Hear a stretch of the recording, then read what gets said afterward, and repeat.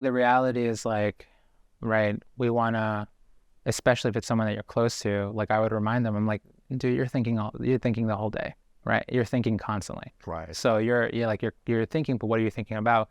You're thinking about things that are sort of rotating that wheel of misery, like rotating that reaction.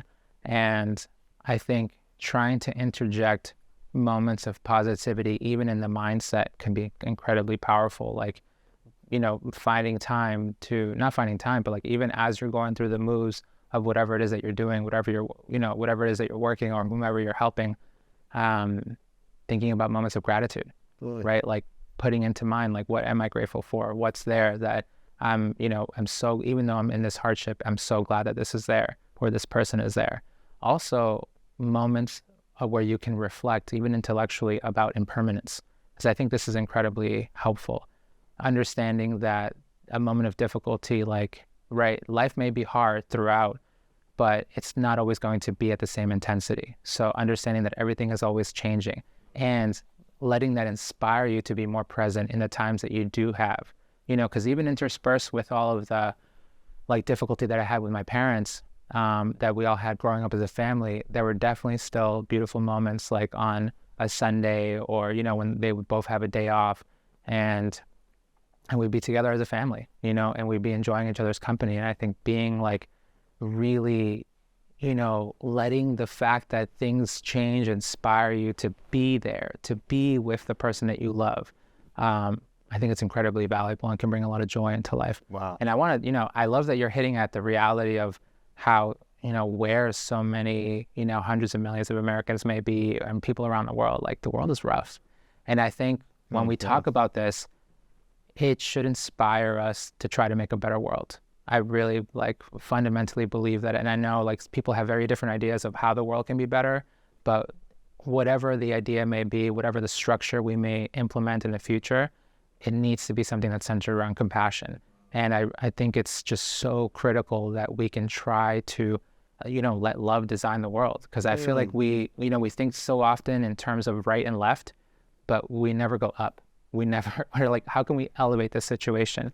And I think it's my hope is that we live in a historic time. We live in a time where there are not only these tremendous challenges that are in front of humanity, right? We have this like incredible income inequality, poverty around the world, so many diseases that should be eradicated. There's so many different challenges that we're facing, especially over this 100-year period, that are pushing us to mature as a collective humanity. So to me, what can we do is try our best to heal ourselves while we're dealing with these global societal issues, because our healing will actually create more creativity in our minds and help us see different solutions that weren't once there. So instead of just repeating the same solutions over and over again and them not working, it's like you heal your mind, and you'll be able to look at a situation and be like, oh, I see something that I didn't see before.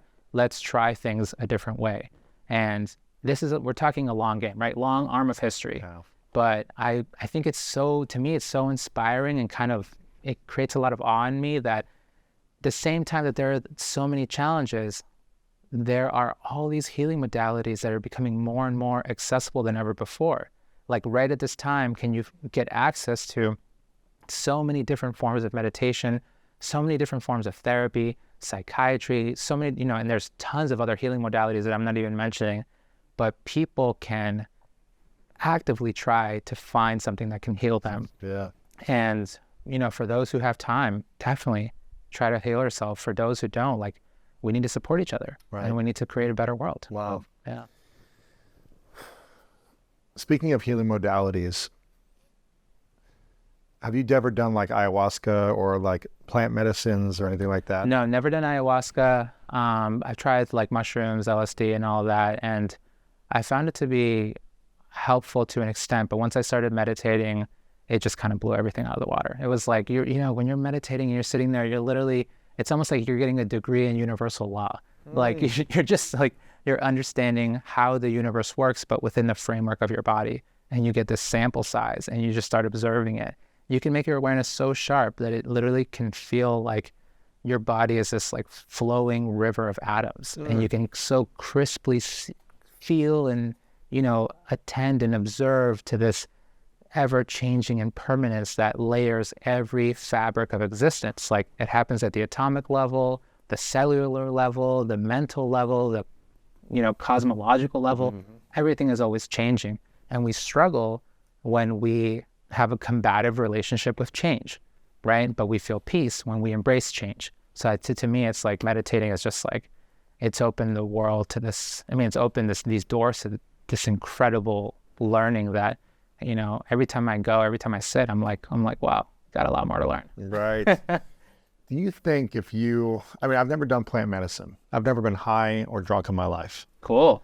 And your brain must look great. I just saw Doc Amen. Yeah, you did do with Doc Amen. Yeah, did you do the brain scan? I did it with him as well. Yeah. But I have like some trauma from football stuff. Did you fix the dents? It's getting better. Yeah, okay, it's improving. Good. Yeah. Yeah. So, but I had definitely like some oh my God, deeper dimples from like football trauma. I fell once I fell down the stairs once when I was 20, intoxicated.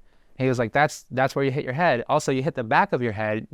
That's from 15 years ago. Isn't that crazy? And it's still there. And there's still the trauma there, right? It's crazy, Yeah. man. I think you can realize when you're in a survival state, when you're living from a reactive perspective, right? When things are sort of happening and the reactions are coming up so quickly, and everything that you're perceiving immediately reminds you of a past situation, and you're assessing the present moment through the lens of the past.